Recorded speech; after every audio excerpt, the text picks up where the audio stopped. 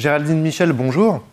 Avant la crise du Covid-19, on entendait déjà dire que le bien-être et l'enrichissement personnel allaient de plus en plus guider le choix des consommateurs. Ce discours s'est vu renforcé durant la crise liée à la pandémie. S'agit-il d'après vous d'un changement profond et durable ou est-ce simplement le caractère d'une époque? Oui, oui, très bonne question parce qu'en effet, on pourrait croire, voilà, justement que c'est dû, à cette crise et que ça exacerbé par la crise, mais, en effet, pour moi, c'est vraiment un changement durable parce que, la politique, la religion, notre société, voilà, les valeurs sont, voilà, sont remises en cause et du coup, ce besoin de sens, cette quête de sens dans la consommation, donc qui va jusqu'à, voilà, choisir ses destinations touristiques et cetera, c'est quelque chose d'important. Voilà. Le plaisir, l'expérience, ça a été quelque chose d'important dans la consommation, mais aujourd'hui, on veut aussi, consommer tout en contribuant à une meilleure planète, en faisant, du bien autour de soi, en limitant, voilà les inégalités sociales, voilà. Donc je pense que c'est vraiment un mouvement de fond alors qui ne touche pas forcément tout le monde, parce que voilà, tout le monde n'a pas le choix, mais en tout cas, c'est quelque chose qui va durer. Et les marques ont vraiment un rôle à jouer parce que par leur engagement, elles peuvent vraiment contribuer à aider les individus en fait à s'engager dans des causes. Parce que des fois, on a envie de faire des choses, de se mettre dans des associations, du bénévolat, enfin bon, on n'a pas le temps, voilà, X raisons pour ne pas le faire. Et quand on le fait via la consommation, ça peut être aussi quelque chose d'important pour les individus et pas uniquement pour se donner bonne conscience, pour vraiment agir sur des choses et des actions concrètes. Alors je reviens un instant sur cette quête pardon, de sens. Vous dites que c'est un phénomène global, mais tout en disant qu'il y a une petite partie de la population, enfin petite, qu'il y a une partie de la population qui n'est pas concernée. Est-ce que vous n'avez pas l'impression qu'on les oublie un peu dans ce discours qui prône le changement? Bah, j'allais dire, je ne pense pas, enfin, c'est-à-dire que ce changement de la consommation, alors soit on a la consommation, on va dire, qui coûte cher, hein, acheter bio, durable, etc.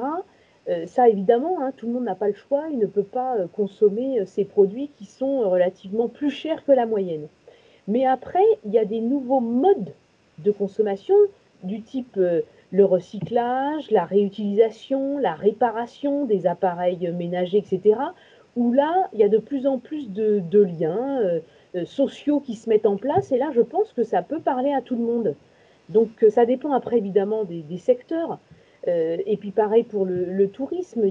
Voilà, on sait très bien qu'il y a des endroits où, en s'y rendant, on fait vivre aussi un territoire. Hein, donc ça, c'est important.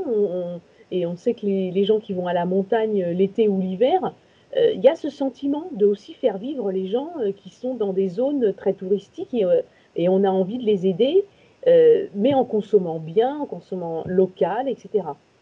Pour en revenir sur l'engagement des marques, est-ce que vous pensez qu'elles vont devoir en quelque sorte prouver que les valeurs qu'elles défendent, eh bien, c'est un combat authentique et non pas seulement de la communication? Est-ce que les consommateurs vont vraiment vouloir avoir la preuve? Oui, oui, tout à fait. Vous avez dit le mot. On est dans l'ère de la preuve. C'est-à-dire que le storytelling, voilà, les belles images, le beau logo, la belle musique, ce que je vous disais tout à l'heure, le côté expérientiel a fait son temps. Là, je pense que, évidemment, qu'on veut aussi des choses ludiques et qui font plaisir, mais dans un contexte de responsabilité.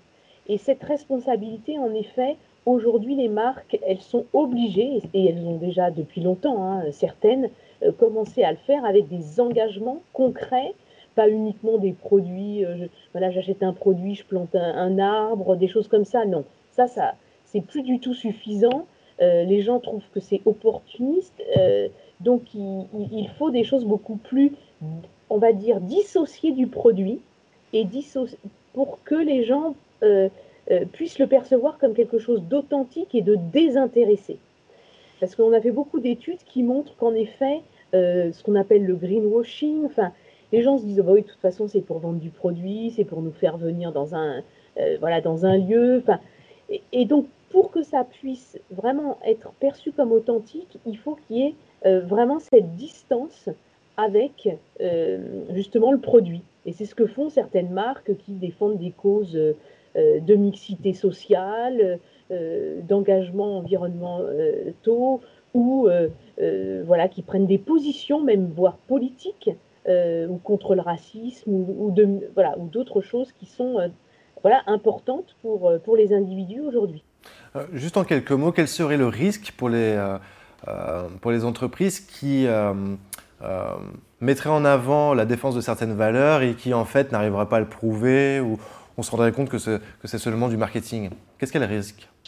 Ah bah oui, oui, là c'est le pire. Oui, des fois, il vaut mieux rien faire que ce risque de perception d'intérêt financier. Bah, le risque, c'est que les gens soient, on va dire, déçus, manipulés, euh, parce que à la rigueur, vaut mieux une marque qui fasse bien son travail, son produit, avec des employés bien traités, avec une éthique, avec des matières premières et des ingrédients, etc., les plus naturels possibles, enfin, faire bien son travail et ne pas se mettre sur des causes externes, plutôt que quelqu'un qui papillonne sans pouvoir vraiment démontrer vraiment la véracité de son engagement.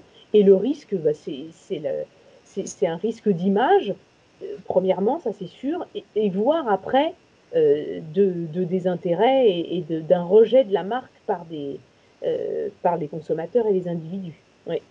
Merci beaucoup, madame.